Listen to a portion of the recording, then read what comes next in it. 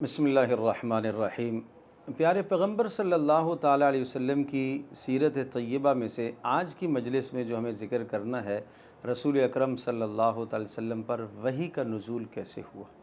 یہ ایک بڑا اہم موضوع ہے اور اس موضوع کو جاننے کے لیے یہ بات بھی سمجھنا ضروری ہے کہ جس ماحول میں رسول اللہ صلی اللہ علیہ وسلم مبعوث ہوئے، نبی بنا کر بھیجے گئے، وہاں ہر طرف شرک، کفر، ظلمت، ضلالت، گمراہی، جو اس وقت کی برائیاں ہو سکتی ہیں وہ تمام کی تمام برائیاں موجود تھیں۔ جیسے جیسے رسول اللہ صلی اللہ علیہ وسلم کا نبوت کا زمانہ قریب آتا گیا، عجیب بات یہ ہوتی گئی کہ آپ علیہ السلام کو اس ماحول سے وحشت ہونا شروع ہو گئی۔ آپ اس ماحول میں جڑنا، رہنا پسند نہیں فرماتے تھے۔ آپ کے دل میں تنہائی کی محبت آ گئی۔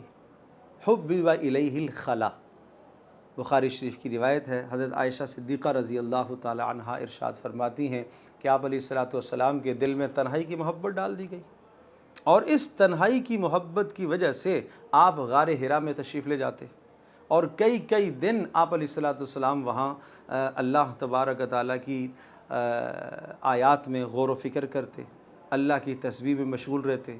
اور غار حرا کا جو محل وقوع ہے وہ بیت اللہ سے تھوڑا سا دور ہے، اور ایسی جگہ تھی کہ وہاں سے بیت اللہ پر نظر پڑتی تھی، تو وہاں بیٹھ کر آپ بیت اللہ کو دیکھتے رہتے اور اللہ کی آیات پہ غور و فکر کرتے، اور دین ابراہیمی کی جو چیزیں آپ علیہ السلام کے پاس معلوم تھیں اور ان چیزوں پر آپ عمل پیرا ہوتے رہتے اور اللہ کی آیات پر غور و فکر کرتے رہتے۔ یہ آپ کے نبوت سے قبل کا زمانہ، قریب کا زمانہ اس طرح سے گزرا، اور حضرت خدیجہ رضی اللہ تعالی عنہا آپ کے پاس توشہ لے آتی کھانے پینے کی چیزوں کو، اور پھر جب وہ سامان ختم ہو جاتا، کبھی رسول اللہ صلی اللہ علیہ وسلم خود واپس تشریف لے جاتے اور کچھ سامان لے کے آ جاتے، اور کبھی رسول اللہ صلی اللہ علیہ وسلم کے پاس حضرت خدیجہ تشریف لے آتی، اور وہاں سے اگر گزر بسر کسی کا ہوتا تھا یا بکریاں چرانے والے اس وادی میں آتے تو آپ علیہ السلام ان کا اکرام کرتے تھے، انہیں کھلاتے، انہیں پلاتے تھے، اور باقی وقت آپ کا اسی تنہائی میں، خلوت میں آپ علیہ السلام کا وقت گزرتا تھا۔ عرض کیا ہے کہ جتنا انسان نورانیت کے اعلیٰ درجے پر ہوتا ہے اور جتنا تقویٰ کے بلند درجے پر ہوتا ہے، تو اسی حساب سے گناہوں کا ماحول اسے اچھا نہیں لگتا، نافرمانیوں کا ماحول اسے اچھا نہیں لگتا، اس ماحول میں اس شخص کا دل نہیں لگتا، اور جتنا انسان ظلمت اور گناہوں کی دلدل میں پھنسا ہوا ہوتا ہے، اس شخص کو نیکی کا ماحول اسی طرح سے اچھا نہیں لگتا، اس کو نیکی کے ماحول سے، اس کو مسجد کے ماحول سے وحشت ہونے لگتی ہے۔ تو اسی طرح سے رسول اکرم صلی اللہ علیہ وسلم، یوں سمجھ لیجئے کہ جیسے سورج طلوع ہوتا ہے اور طلوع کے قریب جب آتا ہے تو اندھیرے چھٹنا شروع ہو جاتے ہیں، روشنیاں آنا شروع ہو جاتی ہیں، اسی طرح سے پیارے رسول صلی اللہ علیہ وسلم کے سامنے اب روشنیاں آنا شروع ہو گئیں، اور اللہ تبارک و تعالیٰ کی قدرت، اللہ کی تجلیات، اللہ کی طرف سے ملنے والے انوارات، ان کا تسلسل شروع ہو گیا، اور سچے خواب آپ علیہ السلام کو آنا شروع ہو گئے۔ رات جو خواب میں دیکھتے، صبح اسی طرح سے وہ موجود ہوتا۔ تو یہ آپ علیہ السلام کی نبوت سے پہلے کے قریب کے زمانے کے حالات تھے۔ پھر اسی اثناء میں جب آپ کی عمر 40 سال کو پہنچ گئی، آپ مکمل 40 سال کے ہو گئے، تو ایک دن پیر کا دن تھا، ربیع الاول کا مہینہ، اور بعض نے لکھا رمضان المبارک کا مہینہ، تو حضرت جبریل علیہ السلام تشریف لائے اور پہلی وحی آپ کے سامنے آ کر پیش فرمائی۔ اقرأ بسم ربک الذی خلق، رسول اللہ صلی اللہ تعالیٰ علیہ وسلم کو کہا کہ پڑھیے۔ آپ نے فرمایا کہ میں تو پڑھا ہوا نہیں، یا میں پڑھ نہیں سکتا۔ انہوں نے رسول اللہ صلی اللہ علیہ وسلم کو سینے سے لگایا اور لگا کے دبایا۔ آپ علیہ السلام نے ارشاد فرمایا کہ یعنی میری طاقت کی گویا کہ انتہا ہو گئی، اتنا شدت سے دبایا، اور پھر چھوڑا، پھر مجھ سے کہا پڑھیے، پھر میں نے کہا کہ نہیں، میں تو نہیں پڑھ سکتا، یا میں پڑھا ہوا نہیں ہوں، پھر اسی طرح سے سینے سے لگایا، پھر چھوڑا، پھر تیسری مرتبہ سینے سے لگایا اور پھر دبایا، اور پھر جب چھوڑا کہا پڑھیے، تو اب میری زبان پر یہ الفاظ جو جبریل نے کہے وہ جاری ہو گئے۔ اقرأ بسم ربک الذی خلق، خلق الانسان من علق، اقرأ وربک الاکرم الذی علم بالقلم علم الانسان ما لم یعلم۔ یہ سورۃ العلق 30ویں پارے کی سورہ مبارکہ ہے اور ابتدائی 5 آیات ہیں جو سب سے پہلی وحی نازل ہوئی۔ باقی آیات بعد میں آئی ہیں، کلا ان الانسان لیطغی، یہ مضمون بعد میں آیا ہے، لیکن ابتدا میں یہ 5 آیات نازل ہوئی۔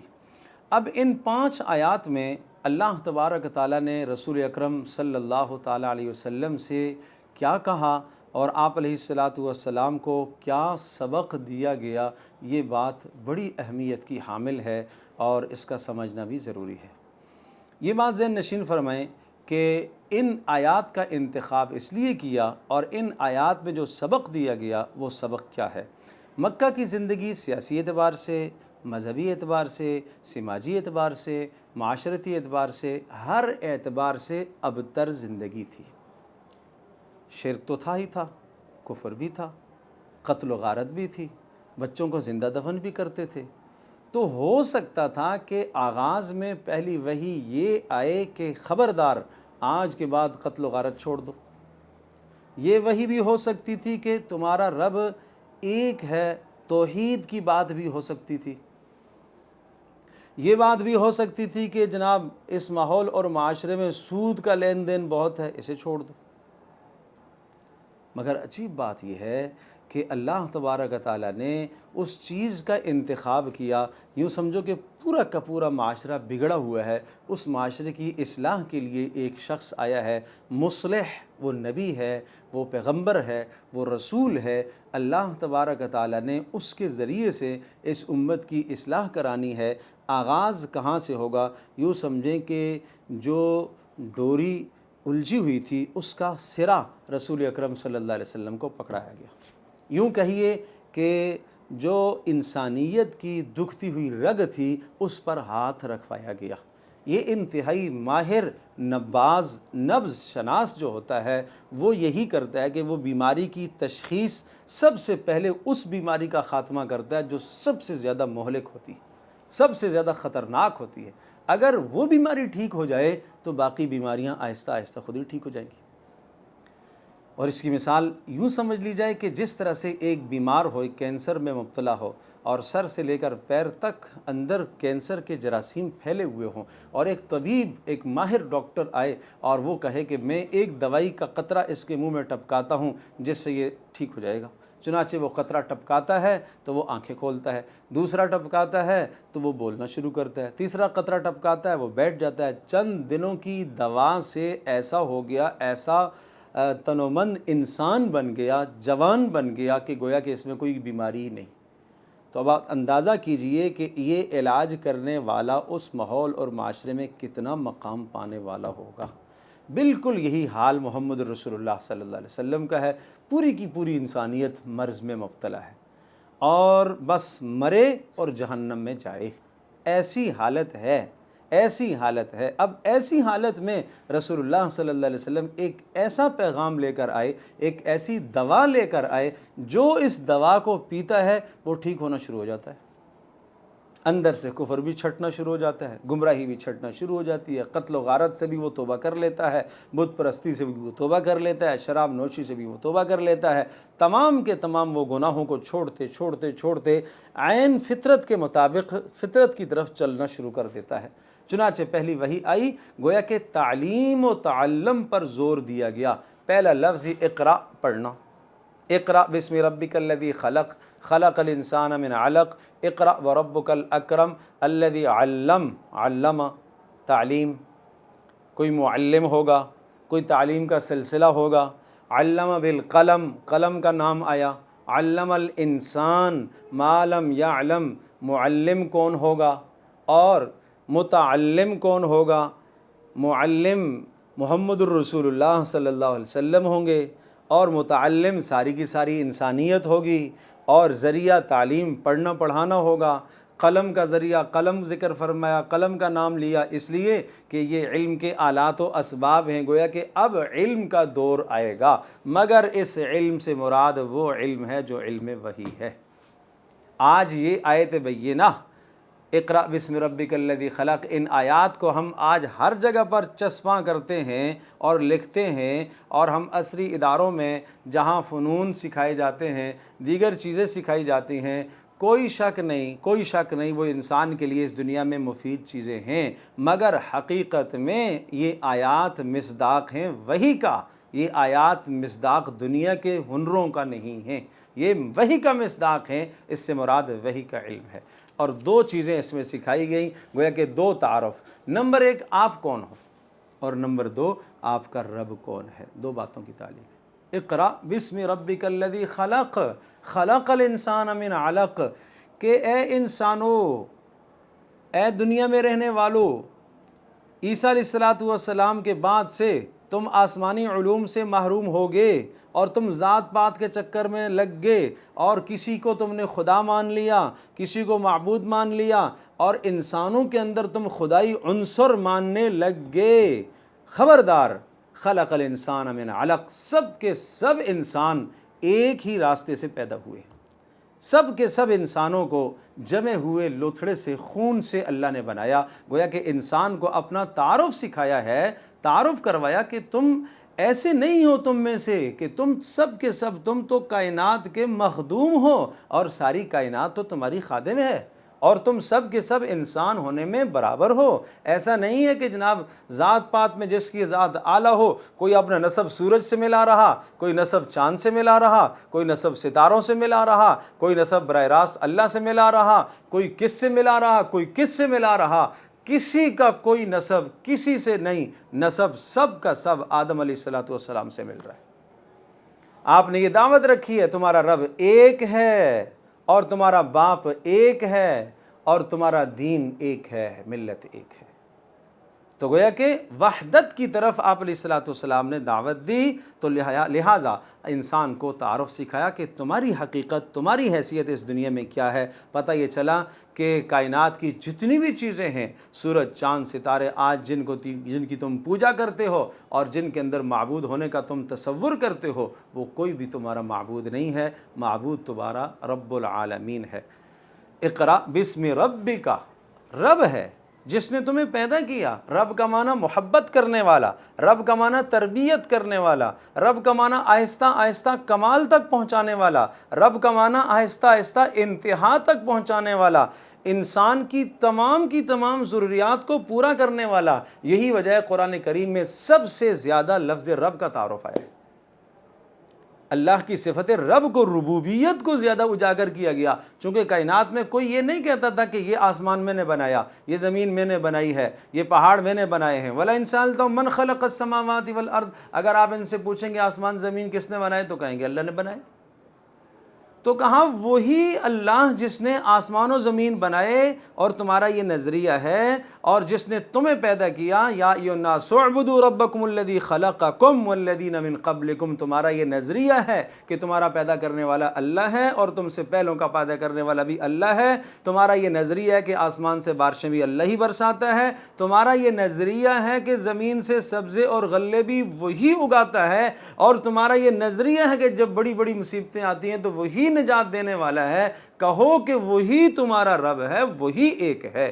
قل هو اللہ احد، وہی ایک ہے، اسی کی بات ہم کر رہے ہیں۔ اقرأ بسم ربک الذی خلق میں رب کا گویا کہ تعارف کرایا، اپنا تعارف سکھایا کہ تم کیا ہو، اور نمبر دو رب کا تعارف کرایا۔ یہ دو بڑی اہم بنیادیں ہیں۔ اگر انسان اس دنیا میں ان دو چیزوں کو پہچان لے، اپنی حیثیت کو پہچان لے اور اپنے رب کو پہچان لے، تو کبھی بھی ٹھوکر نہیں کھائے گا، کبھی بھی ٹھوکر نہیں کھائے گا، کبھی بھی وہ غلطی پر نہیں جائے گا۔ غلطی پر جائے گا بھی تو فوراً اس غلطی کا ادراک کر لے گا، اس لیے کہ اسے اپنی حیثیت معلوم ہے۔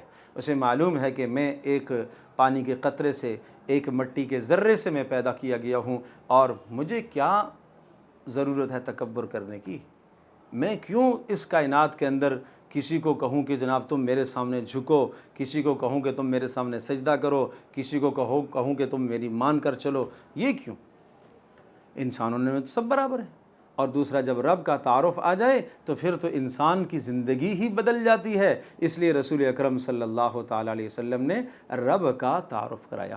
تو یہ رسول اللہ صلی اللہ علیہ وسلم پر سب سے پہلی وحی نازل ہوئی، اقرأ بسم ربک الذی خلق، پڑھیے اس رب کے نام سے جس نے آپ کو پیدا کیا، خلق الانسان من علق، جس نے پیدا کیا انسان کو، صرف آپ کو نہیں سب انسانوں کو، ایک پانی کے ایک لوتھڑے سے، ایک خون کے لوتھڑے سے پیدا کیا۔ مفسرین نے بڑا عجیب نقطہ یہاں پر لکھا ہے کہ خلق الانسان من علق میں اشارہ یہ تھا ایک بے جان کو اللہ نے جاندار بنایا اور قدرت کی تجلیات ڈال کر کتنا خوبصورت انسان بنایا۔ گو کہ آپ پڑے ہوئے نہیں ہیں، مگر اللہ تبارک و تعالیٰ جس طرح سے اللہ کی تجلی اس بے جان پر پڑی اور وہ جاندار بن گیا، اسی طرح سے اللہ کی قدرت کی تجلیات آپ پر پڑیں گی تو آپ کائنات کے معلم بن جائیں گے، آپ کائنات کے معلم بن جائیں گے۔ گو کہ آپ نے لکھنا پڑھنا کسی سے نہیں سیکھا، لیکن اللہ پاک اتنا آپ کو علم دیں گے، علوم کی انتہا آپ پر ہو جائے گی۔ سب انسانوں کے علوم، نبیوں کے علوم ایک طرف ہو جائیں گے اور آپ کے علوم ایک طرف ہوں گے، اتنا اللہ پاک آپ کو علم دے گا۔ اقرأ وربک الاکرم، پڑھیے، اور آپ کا رب بہت ہی عزت والا ہے۔ جب عزت والا ہے تو پھر وہ ہمیں اکیلا نہیں چھوڑے گا، وہ پھر ہمیں بے یار و مددگار نہیں چھوڑے گا۔ اقرأ وربک الاکرم الذی علم بالقلم، جس نے انسان کو قلم کے ذریعے سے سکھایا، علم الانسان ما لم یعلم، وہ چیزیں سکھائیں جو انسان نہیں جانتا تھا۔ انسان تھوڑا سا علم اس دنیا میں لے کر آیا، باقی علم تو سارا اس کو وحی کے ذریعے سے حاصل ہوا۔ کچھ آنکھوں سے علم حاصل ہوتا ہے، کچھ سن کر ہوتا ہے، کچھ سوچ کر ہوتا ہے، باقی زیادہ تر اس کو اپنی کامیابی اور کامرانی کا علم وحی سے، اس کو علم دیا گیا ہے وحی کے ذریعے سے۔ یہ وحی کے ذریعے سے سمجھے گا کہ میں اس کائنات میں ان چیزوں کو کیسے استعمال کروں گا تو میں کامیاب کہلاؤں گا، اور کیسے استعمال کروں گا تو میں ناکام کہلاؤں گا۔ نہ اس کی عقل بتائے گی، نہ اس کی آنکھ بتائے گی، نہ اس کے کان بتائیں گے، نہ اس کے اعضاء میں یہ علم رکھا گیا، یہ علم وحی سے آئے گا۔ اور جب وحی کی روشنی میں ہو کر اپنے اعضاء کو استعمال کرے گا تو یہ ٹھیک ٹھیک چلے گا۔ اللہ پاک ہم سب کے لیے سمجھنا عمل کرنا آسان فرمائے۔